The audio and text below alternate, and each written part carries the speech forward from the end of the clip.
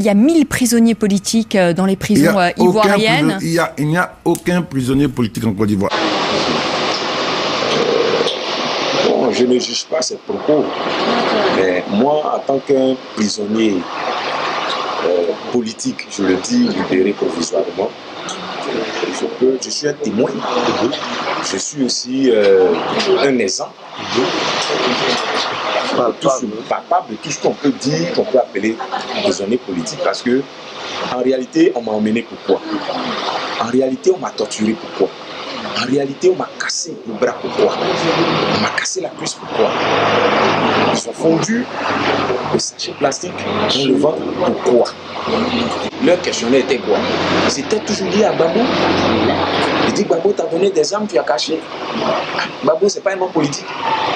Donc dès lors que vous me dites ça, vous demandez que Gbagbo m'a légué un héritage, vous m'assimilez aux prisonniers politiques, vous voulez me faire de moi un prisonnier politique. Des gens, moi, j'ai laissé des pères de famille depuis 2001 qui sont emprisonnés, qui sont encore à la Maca, qui souffrent, à peine ils mangent. Monsieur le ministre a été mal renseigné.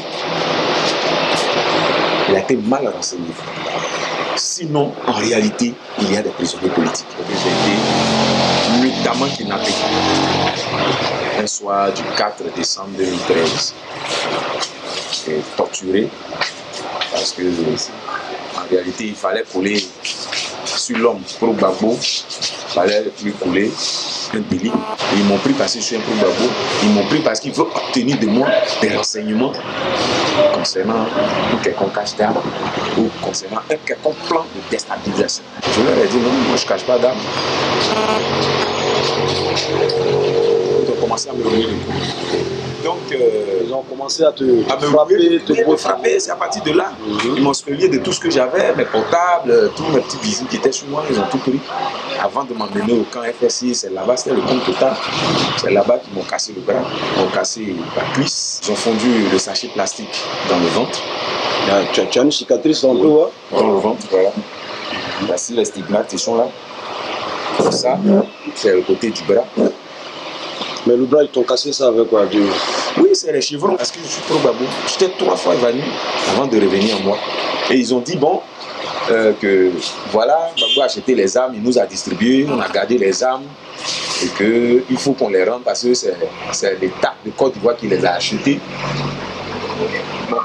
Je ne savais pas de quoi dont ils parlaient. Moi, j'ignorais totalement. C'est eux seuls qui savaient de quoi ils parlaient. Donc, après ça, ils nous ont emmenés notamment encore cette même nuit là dans un goulag. Les yeux étaient voilés. Et c'est là-bas, les gens nous disaient que il faut qu'on adopte le président qui est là. Bon, il est là, qu'est-ce qu'on peut faire? Qu'on l'adopte pas, il gère le pays. Donc chaque fois, on partait me dire, bon, de venir désigner les pro-Gbagbo, ils vont venir les chercher et puis ils vont me libérer. C'est-à-dire qu'on conditionnait ma liberté en échange des frères et sœurs qui étaient pro-Gbagbo. Ce n'est pas un crime de supporter Gbagbo, d'être pro-Gbagbo. Un État qui se veut un État de droit, bon, il y a une liberté, une libre expression, je ne sais pas. Mais voilà comment c'est parti. Et moi, ce qui a couronné tout ça, c'est le fait que je tienne le kiosque à journaux. Parce que là, tout le monde est rouvert là-bas. Et je leur explique un peu l'actualité et tout. Donc, on trouve que je parle comme plusieurs fois, il y a eu des menaces, mais je n'ai pas tenu compte de ça. Je ne savais pas que ça allait se concrétiser. Ici, on m'a envoyé dans un goulag. 19 jours. Je m'ai noté sans soins, sans nourriture. Et c'est le 23 décembre qu'ils m'ont amené à la DST. À la DST. J'ai fait 4 jours dans un conteneur à la DST. Blé Goudé, on n'a pas eu à échanger, je l'ai vu. Tu l'as vu à la DST? Voilà, à la DST, je l'ai vu. Le passage, l'autre là, Digopieux. Digopieux aussi. Je l'ai vu. Et puis le pasteur d'Abbaye. Voilà, lui et moi, nous étions dans le même conteneur. J'ai retrouvé la liberté provisoire le 31 mai. Avec les 50 pro-Gbagbo. Mon délit était atteinte et complot à la sûreté de l'État, organisation et participation à une bande armée.